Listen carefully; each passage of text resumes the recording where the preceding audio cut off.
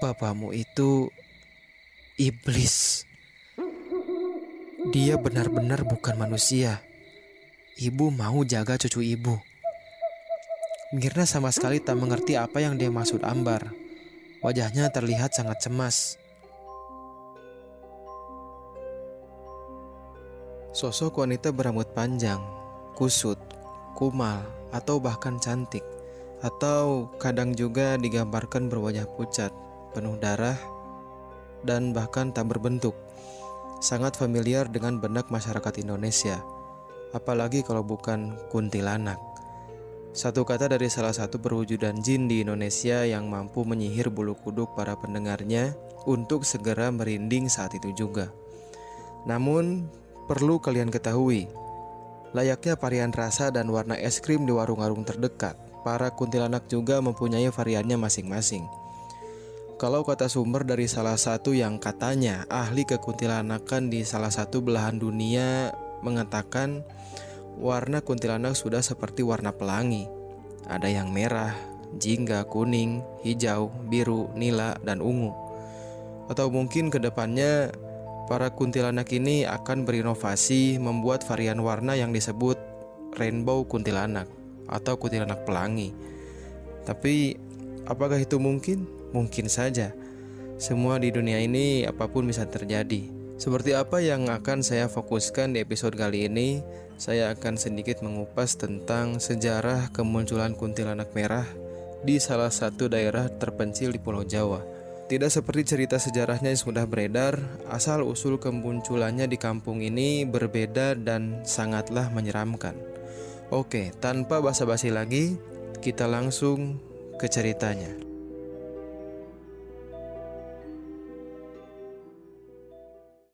Warga desa Arjasana dibuat kocar-kacir oleh satu sosok kuntilanak merah bernama Mirna. Malam itu, sebagian warga desa tengah mengepung sebuah rumah yang diyakini sebagai sarang dari satu sosok kuntilanak ganas tersebut. Namun, usaha mereka belum berhasil. Menurut penuturan dari salah seorang warga yang ikut pengepungan bernama Surya, ia pernah mendapati seorang penjudi tewas mengerikan di rumah itu. Rumah tersebut sudah tak layak huni dan berada di sudut desa. Dipercaya rumah tersebut adalah bekas dari seorang tabib desa. Menurut kesaksiannya pula, ketika ia hendak mengambil jenazah penjudi yang sudah berlumuran darah tersebut, Surya melihat sosok kuntilanak merah mengerikan sedang menyeringai jahat kepadanya sambil mendesiskan satu nama. Teja. Teja. Begitu yang Surya dengar, kuntilanak itu terlihat geram dan hendak menerkamnya. Namun beruntung Surya masih dapat menyelamatkan diri, meskipun dengan tangan hampa dan tanpa bisa membawa jenazah si penjudi. Tak hanya itu, cerita tentang teror kuntilanak Mirna sudah beredar dari mulut ke mulut. Beberapa dikisahkan pernah ada seseorang yang dikenal sebagai pengusaha dari luar kota sedang memeriksa lahan ke desa tempat Surya tinggal.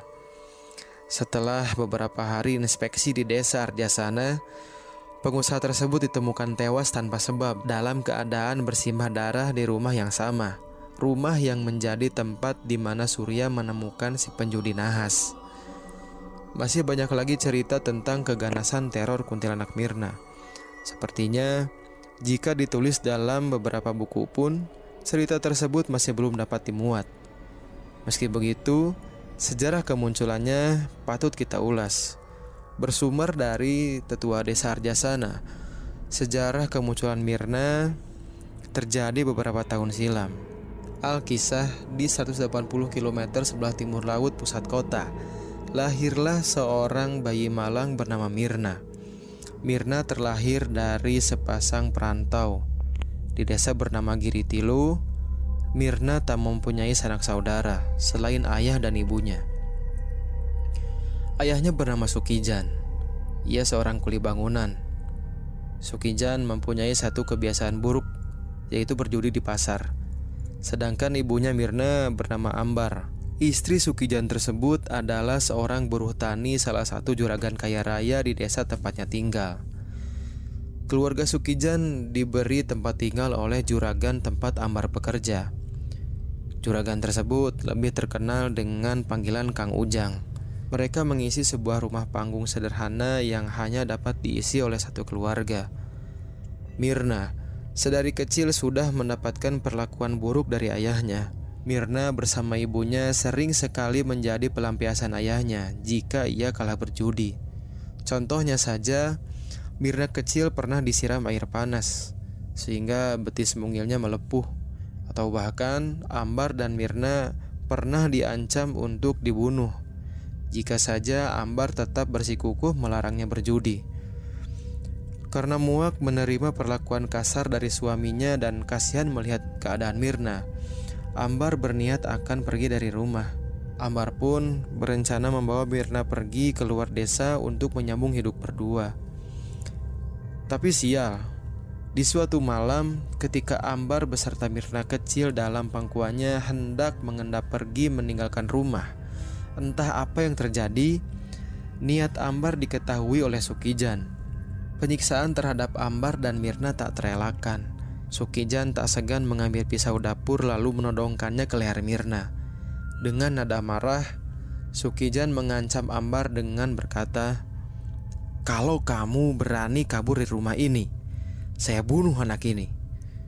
Malang betul, suami yang diterima Ambar dari perjodohan oleh ibunya sendiri telah berubah menjadi seorang yang kejam. Ambar tak melihat perangai itu ketika mereka belum merantau dan memiliki Mirna. Sehingga dengan terpaksa, dengan sisa-sisa rasa cinta dan hormatnya terhadap suami, Ambar menuruti kemauan Sukijan. Dia tetap memilih untuk tetap tinggal di rumah. Tapi dalam hati kecilnya, sebenarnya Ambar sangat tidak rela kalau Mirna menjadi korban kekejaman Sukijan. Tahun-tahun berlalu. Dalam dunia perjudian, Sukijan seperti mendapatkan angin segar. Di daerahnya, dia berubah menjadi seorang yang sangat jago sekali bermain judi. Kemampuannya hampir tak terkalahkan, sampai-sampai di desanya Sukijan lebih dikenal dengan julukan Dewa Judi. Tapi karena uang yang dihasilkan adalah uang panas, maka suasana di dalam rumah tangganya pun sama sekali tak ada kata damai. Selalu panas dan penuh amarah. Kondisi itu berimbas pada perangai Mirna ketika dia mulai beranjak dewasa. Mirna mewarisi sifat temperamen dan penuh dendam dari ayahnya. Sudah barang tentu, Ambar selalu menjadi pelampiasan amarah Sukijan. Meski sudah menjadi seorang dewa judi tanpa alasan yang jelas, Sukijan masih sering memperlakukan Ambar seperti hewan. Tak tahan lagi dengan kondisi yang menimpanya, Ambar kembali berniat pergi dari rumah. Kali ini ia akan mencoba mengakali Sukijan dengan meminta bantuan kepada Kang Ujang untuk mencarikannya pekerjaan di desa lain. Namun Ambar memohon kepada Kang Ujang supaya niatnya dirahasiakan kepada Sukijan. Sementara kepada Sukijan, Ambar hanya memberitahu kalau ia akan segera diperbantukan oleh Kang Ujang ke salah satu kota di Jawa Tengah. Semula Ambar ingin membawa Mirna, namun Sukijan menolaknya. "Biar Ambar bersama saya di sini. Dia sudah bukan anak kecil lagi." Begitu kata Sukijan membentak Ambar. Ternyata tanpa sepengetahuan Ambar, Sukijan telah menghasut Mirna agar tetap tinggal di rumah. Mirna yang berhasil terhasut oleh bujukan Sukijan menolak ajakan ibunya. Ia beralasan akan tetap menunggu ibunya di desa dan bekerja seperti apa yang ibunya kerjakan di desanya dulu. Sayangnya, Ambar bukanlah orang yang pintar memaksa dan menghasut layaknya Sukijan. Nasi sudah menjadi bubur. Ambar hanya bisa pasrah. Di minggu selanjutnya, Ambar sudah harus bekerja di tempat yang dia inginkan. Alih-alih membawa Mirna jauh dari jerat siksa ayahnya, Ambar hanya menerima penolakan dari Mirna. Ya terpaksa, Ambar meninggalkan Mirna bersama Sukijan. Hatinya sangat terpukul. Ia tidak mau hal buruk terjadi kepada anaknya di kemudian hari. Hampir 2 tahun sudah Mirna meninggalkan ibunya. Selama itu, Mirna hanya menerima 2 surat yang Ambar berikan di awal-awal keberangkatannya. Setelah itu, tak ada kabar yang diberikan oleh Ambar. Meski rindu ingin bertemu, Mirna sama sekali tak pernah lagi menerima surat dari Ambar. Di suatu malam, tangisan rindu Mirna terdengar oleh Sukijan. Dari luar kamar, Sukijan meneriaki Mirna agar segera tidur. Namun bukannya tidur, air mata Mirna malah semakin deras bercucuran. Raut wajahnya berubah. Ia kesal dengan keadaan. Dengan hawa kekesalan yang bertumpuk, Mirna beranjak dari tempat tidurnya lalu pergi menuju keluar kamar. "Aku pengen ketemu ibu," bentak Mirna kepada Sukijan. "Kamu kenapa masih tanya-tanya dia?" Sukijan malah membentak balik Mirna. Dengan mata memerah, Mirna melangkah kesal ke arah luar rumah dengan buntelan baju yang sudah dalam genggamannya. Sukijan dengan sigap menahan Mirna. Kali ini ia yang mengalah. Sukijan berjanji akan menyusul Ambar dan membawanya pulang untuk Mirna. Akhirnya Mirna pun luluh. Ia membatalkan niatnya pergi dari rumah mencari ibunya. Keesokan harinya Sukijan pergi mencari Ambar. Sementara Mirna melanjutkan kembali pekerjaannya sebagai buruh tani. 2 hari Sukijan tak pulang. Setiap malam Mirna hanya berharap cemas dengan keselamatan ibu dan juga ayahnya. Sekitar pukul 9 malam, di saat Mirna hendak tertidur, dia dikagetkan dengan suara pintu rumah yang dibuka dengan keras. Mendengar itu, Mirna segera keluar rumah. Ia tahu bahwa itu pasti Sukijan. Sesampainya di bagian depan rumah, di sana bukan kabar baik ibunya yang didapat, melainkan Mirna sudah mendapati kondisi Sukijan tergeletak di lantai kayu. Sukijan nampak kelelahan. Belum lagi tubuhnya sudah berumuran tanah. Anak mana yang tega melihat ayahnya dengan kondisi demikian? Meskipun Mirna mewarisi sifat kejam dari Sukijan, namun Mirna pun mewarisi sifat baik dari Ambar. Ia tetaplah anak dari kedua orang tuanya. Dengan susah payah, Mirna membopong Sukijan menuju kamarnya. Ia lantas mengambilkan 1 ember air dan lap untuk membersihkan tanah-tanah yang melumuri Sukijan. "Kenapa bisa gini, Pak?" tanya Mirna. Dengan raut wajah payah dan kelelahan, Sukijan menunjukkan sesuatu pada Mirna. Ia menunjukkan sebuah kalung emas yang sudah berlumuran tanah pula. Ibumu sudah meninggal. Bapak dapat kalung ini dari kuburannya," ucap Sukijan dengan payah. Mendengar pengakuan Sukijan itu, tangan Mirna yang semula lembut mengusap tanah yang melumuri wajah Sukijan tiba-tiba bergetar hebat. Air matanya tak bisa dibendung. Amarahnya memuncak. Ia sempat membanting ember yang semula ia bawa sebelum akhirnya ia tak sadarkan diri. Mirna pingsan. Mirna terbangun ketika matahari sudah mulai terbit.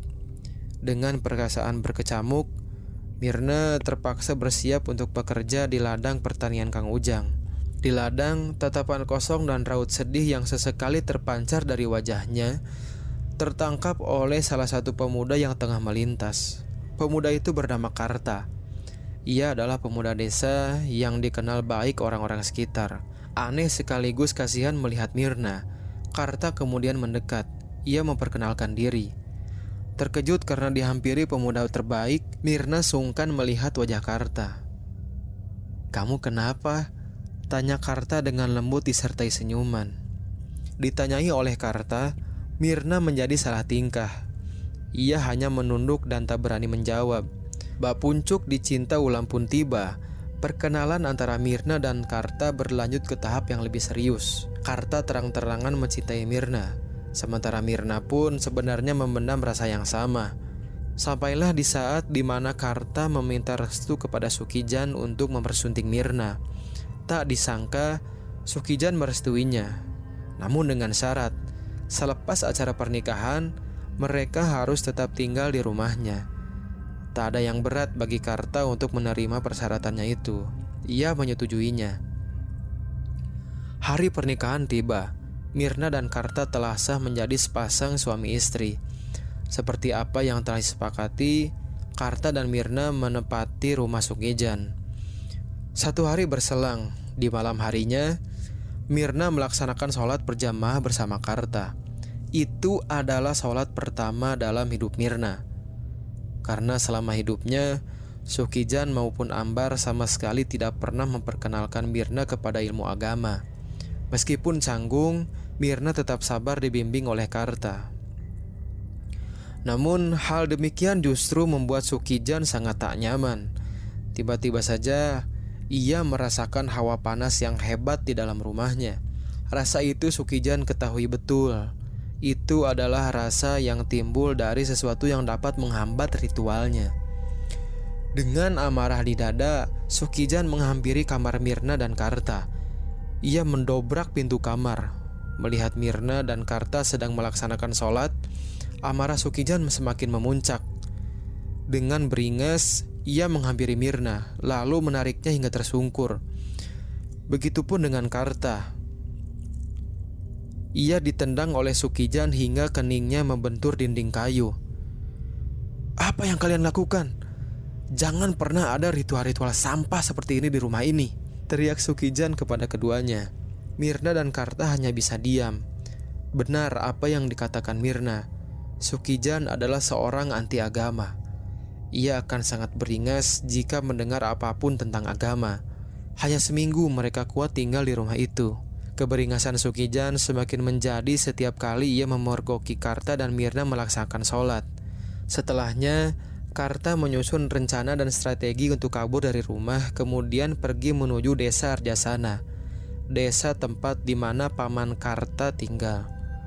Awalnya, Mirna susah sekali untuk dibujuk. Namun setelah diyakinkan oleh Karta, akhirnya ia dapat menurut.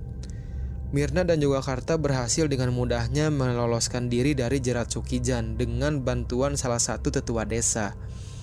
Sehingga Sukijan sama sekali tidak mengetahui kapan dan kemana Mirna pergi. Di perjalanan menuju desa Arjasana, Karta menanyakan kepada Mirna mengapa ayahnya begitu sangat anti agama. Tapi Mirna tidak tahu betul. Yang pasti setiap malam Jumat Kliwon pukul 2 dini hari, ia selalu melihat ayahnya berpakaian serba hitam memasuki sebuah kamar yang tidak boleh dimasuki siapapun. Dan setiap kali Mirna menanyakan kamar itu kepada ayahnya, ia malah menerima tamparan tepat di pipinya. Singkat cerita, sampailah mereka berdua di desa Arjasana. Mereka langsung pergi menuju rumah Mang Amin, pamannya Karta. Di sana mereka disambut hangat. Tak seperti di rumah Sukijan yang selalu terasa panas dan pengap. Di rumah Mang Amin, Mirna merasakan kesejukan luar biasa. Bisa dibilang, Mang Amin adalah salah satu tokoh desa. Ia biasa dikenal sebagai seorang tabib desa. Tak aneh, rumah Mang Amin selalu ramai pengunjung. Namun, kunjungannya itu ia batasi hingga sore hari. Mang Amin menanyakan mengapa Karta ingin pindah dan tinggal di desanya. Dan dengan rinci, Karta menceritakan semuanya. Belum lagi, sepeninggal ayah dan ibunya, ia tidak mempunyai siapa-siapa lagi di desa Giritilu selain Mirna. Rumah kontrakannya pun sudah ada yang mengisi. Mendengar semua penjelasan Karta, Mang Amin mengangguk paham. Dengan lapang dada, ia menerima kedatangan Karta. Tak hanya itu, Mang Amin pun akan mencarikan Karta sebuah pekerjaan. Karena katanya di sebuah pabrik gula tak jauh dari rumah sedang ada lowongan pekerjaan. Tapi sayangnya hanya orang dalam yang dipermudah untuk memasuki pabrik itu. Namun kebetulan Mang Amin mempunyai teman akrab yang bekerja di sana, sehingga ia akan mengusahakannya untuk Karta. Alhamdulillah, tak lebih dari seminggu Karta sudah mendapatkan pekerjaan di pabrik gula tersebut. Ia menjadi seorang operator mesin. Beberapa hari bekerja, Karta memberitahu Mirna kalau ada seorang penjual sayur keliling di dekat pabriknya yang masakannya sangat enak. Ia ingin Mirna menemui penjual itu untuk belajar memasak kepadanya. Di suatu pagi, ketika Mirna menemui penjual sayur yang dimaksud oleh Karta, ia terkejut bukan main. Mirna hampir pingsan karena ia menyadari kalau penjual sayur keliling tersebut adalah Ambar, ibunya. Ibu, ucap Mirna dengan mulut bergetar. Mirna, tanya heran si penjual sayur keliling. Momen haru tak terelakkan. Mirna dan Ambar dipertemukan kembali dalam sebuah kondisi yang tak terduga sama sekali. Mirna lantas memperkenalkan Karta kepadanya. Tak sungkan, Mirna pun meminta izin kepada Karta untuk membawa ibunya tinggal bersama. Karena memang Karta adalah orang baik, maka Karta tak ada masalah dengan itu. Di rumah, Mirna bertanya sesuatu kepada ibunya. "Bukannya ibu sudah meninggal?" tanya Mirna. "Siapa yang bilang begitu, nak?" Ambar bertanya balik sambil keheranan. Bapak, Bu.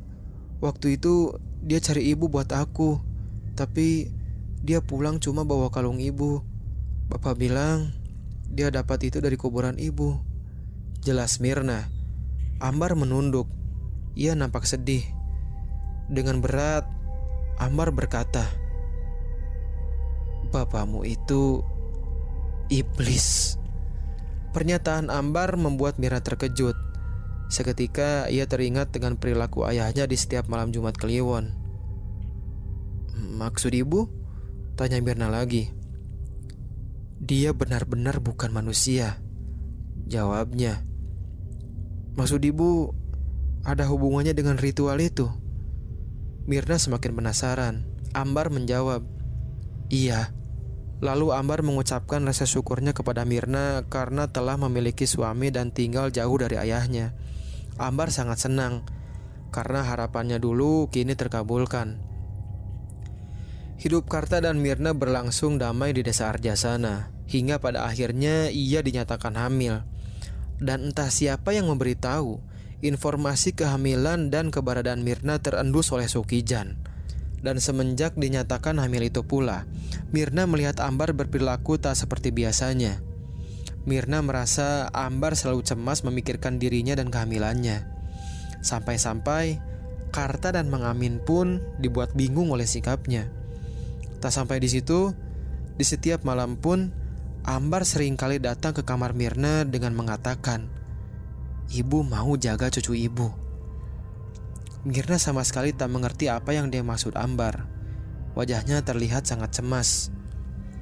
"Kenapa, Bu?" Mirna bertanya kepada Ambar. "Ibu hanya jaga-jaga. Fokus saja dengan kehamilanmu," jawab Ambar menenangkan. Mirna tak ingin tenggelam dalam pertanyaan besar. Dalam benaknya, bisa saja Ambar menyembunyikan sesuatu. Namun akan lebih penting jika ia fokus dengan kehamilannya. Usia kehamilan Mirna memasuki 7 bulan. Seperti biasa, setiap malam Ambar tidak pernah absen menemani anaknya. Di usia 7 bulan ini, dalam literatur sebuah kepercayaan mengatakan sang jabang bayi telah memiliki ruh. Di malam Jumat pertama usia kehamilan 7 bulan Mirna, Mang Amin kedatangan tamu tak diundang. Semula, Mang Amin menyangka kalau tamu yang datang adalah pasiennya.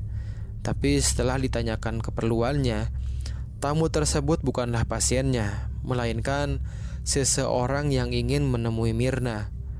Tamu itu datang beserta 2 orang ajudannya. Mereka mengaku datang dari desa Giritilu. Mang Amin membawa mereka ke ruang tamu, lalu memanggil Mirna yang tengah sendirian di kamarnya. Dengan langkah gontai sambil memenggangi perutnya, Mirna melangkah ke ruang tamu. Alangkah terkejutnya Mirna setelah mengetahui bahwa tamu yang datang adalah Kang Ujang beserta 2 ajudannya, Wanta dan Jaka. Terkejut bercampur bahagia, Mirna menanyakan maksud kedatangan Kang Ujang. Dan dengan tegas, Kang Ujang menjawab kalau ia hanya ingin bersilaturahmi dan mengucapkan selamat kepada Mirna. Perihal informasi kehamilan Mirna, Kang Ujang mengaku kalau ia mengetahuinya dari Ambar. "Mana ibumu, Mir?" tanya Kang Ujang diselingi senyuman. "Dari tadi sore katanya mau beli obat dulu, Kang. Tapi sampai sekarang belum juga pulang," jawab Mirna. "Ya mungkin sedang ada keperluan lain," timpal Kang Ujang. Mirna sempat menanyakan kepada Kang Ujang perihal ibunya yang banting setir menjadi seorang penjual sayuran. Kang Ujang menjawab, hal itu adalah pilihan ibunya. Dalam dunia pekerjaan, hal demikian memang sudah tak asing lagi. Tak lama Kang Ujang pamit. Sebelum keluar rumah, Kang Ujang sempat mengelus perut Mirna dan mendoakannya. Setelah itu, rombongan mantan bosnya itu pulang ke desa Giritilu.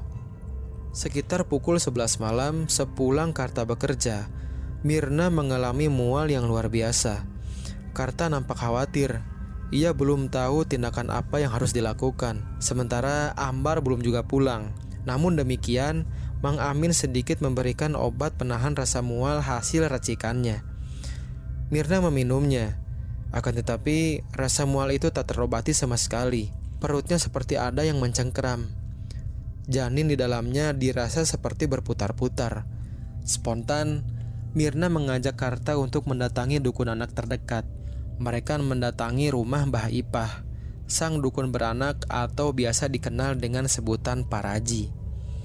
Setibanya di rumah Mbah Ipah, Mirna langsung dibawa ke kamar khusus persalinan. Kerap kali Mbah Ipah terlihat kepayahan ketika menangani Mirna. Ia menyebutkan janin dalam perut Mirna sudah waktunya keluar. Namun ada sesuatu yang menahannya. Kalau dipaksa pun, Mbah Ipah khawatir akan keselamatan Mirna. Mbah Ipah lalu memberi saran untuk datang kembali setelah 3 hari. Mirna dibawa pulang kembali oleh Karta. Di perjalanan pulang, Karta dikejutkan dengan teriakan warga yang berteriak meminta tolong. Dengan kepeduliannya, Karta dan Mirna menghampiri warga tersebut.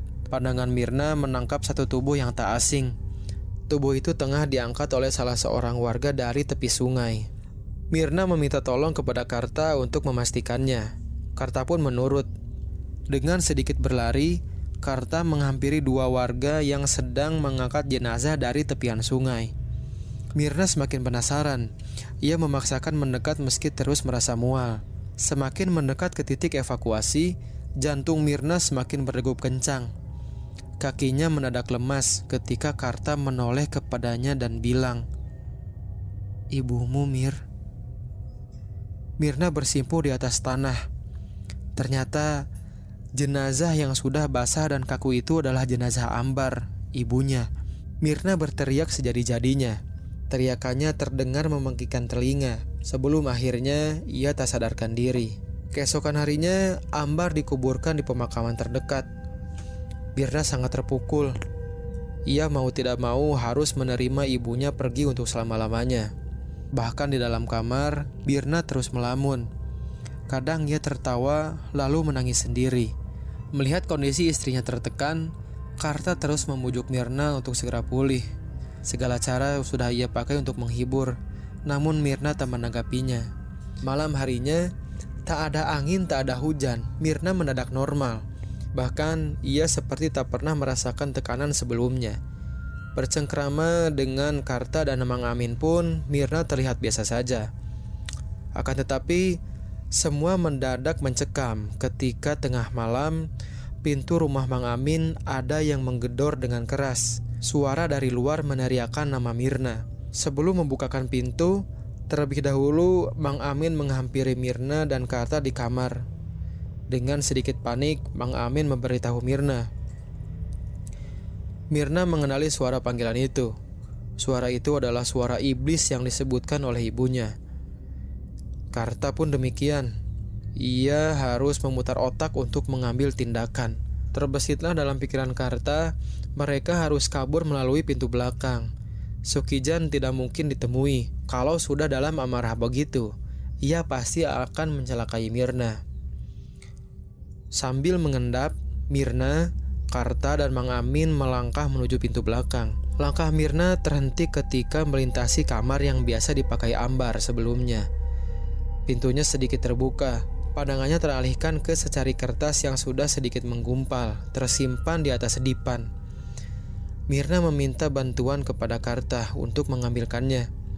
Dengan sigap dan cepat, Karta pun mengambil secari kertas itu. Di atas kertas, Mirna membaca sebuah tulisan. Tulisan itu berbunyi, "Hati-hati dengan Teja." Mirna tak mengerti siapa Teja dan apa yang dimaksudkan Ambar menulis demikian. Begitupun dengan Karta dan Mang Amin. Mereka mengaku tidak mengenal orang bernama Teja. Sampailah mereka bertiga di pintu belakang. Sayup-sayup terdengar Sukijan masih meneriaki Mirna dari pintu depan. Pintu belakang dibuka. Mang Amin menuntun Mirna dan Karta menyusuri jalan setapak untuk membawa mereka ke rumah temannya. Sial, di tengah jalan mereka bertiga dicegat oleh Wanta dan Jaka yang sudah menyandera Mbah Ipah. "Mirna, pergi!" begitu teriak Mbah Ipah. Namun sebelum bereaksi, Mirna, Mang Amin, dan Karta diringkus dari belakang oleh orang-orang berpakaian serba hitam. Leher mereka ditodong oleh sebilah pisau. Mirna tak sempat menoleh. Ia hanya terpaksa mengikuti kemauan orang yang meringkusnya. Orang-orang berjubah hitam itu mendekatkan Mirna dengan Mbah Ipah. Sementara Karta dan Mang Amin dipaksa berlutut di hadapan Mirna. Dalam kegelapan, Mirna dapat melihat orang-orang berjubah hitam itu bertambah banyak. Mereka muncul dari kegelapan. Salah satu dari mereka menghampiri Mbah Ipah. Ia berdiri di sampingnya. Mirna tak bisa melihat dengan jelas wajahnya. Yang pasti, orang itu memakai jubah yang berbeda. Di bagian lehernya, terdapat sesuatu yang berkilauan. Mirna merasa kalau orang itu adalah ketuanya.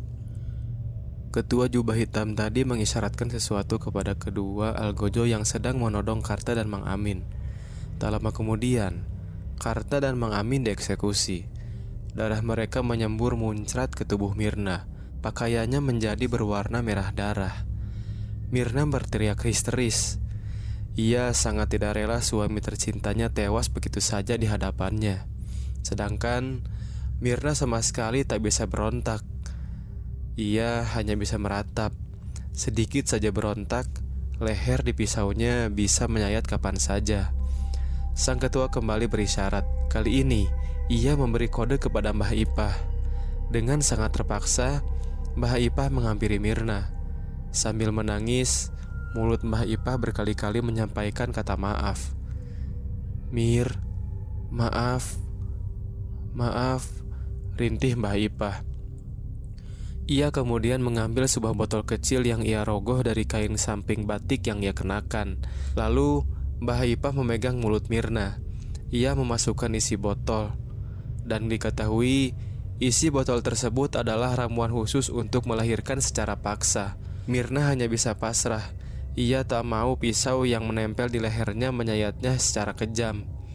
Tak lama menenggak ramuan itu, Mirna merasakan mual yang luar biasa.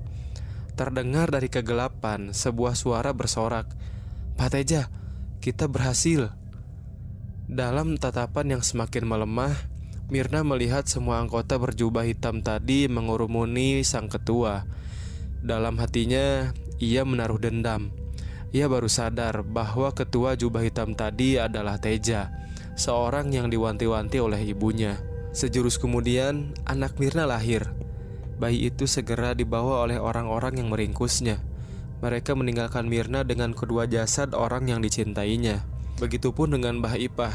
Ia dibawa oleh orang-orang bengis itu. Keadaan Mirna semakin melemah. Di hadapan jasad suami tercinta, ia menangis tanpa ekspresi. Mirna sama sekali tidak menyangka hidupnya akan berakhir secara tragis. Dia tidak tahu menahu siapa Teja dan mengapa Amar begitu meminta Mirna untuk berhati-hati dengannya. Keesokan harinya, salah seorang warga yang tengah melintas dibuat terkejut oleh 3 jasad mengerikan yang tergeletak di tepi jalan. Darah ketika jasad itu sudah melumuri tanah jalan. Dia lantas menemui tetua desa untuk memberitahu kondisi tersebut. Dengan dihadiri banyak warga yang penasaran, jasad Mirna, Karta, dan Mang Amin dimakamkan di dekat kuburan Ambar. Dan semenjak hari itu, desa Arjasana kerap kali dihantui oleh sesosok kuntilanak merah.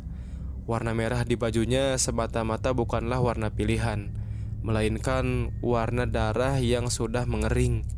Semua warga sepakat kalau sosok itu adalah Mirna yang ingin membalaskan dendam atas kematian orang-orang yang dicintainya. Sosok kuntilanak Mirna diselimuti dendam yang sangat luar biasa. Itulah awal mula kemunculan salah satu kuntilanak merah di sebuah daerah di Pulau Jawa. Dendam yang menumpuk semasa hidupnya begitu besar, sehingga jin korinnya menangkap itu sebagai sinyal yang dapat ia manfaatkan. Apa pendapat kalian tentang cerita tadi? Silahkan tulis pendapat kalian di komentar. Sekian, assalamualaikum, salam borangan.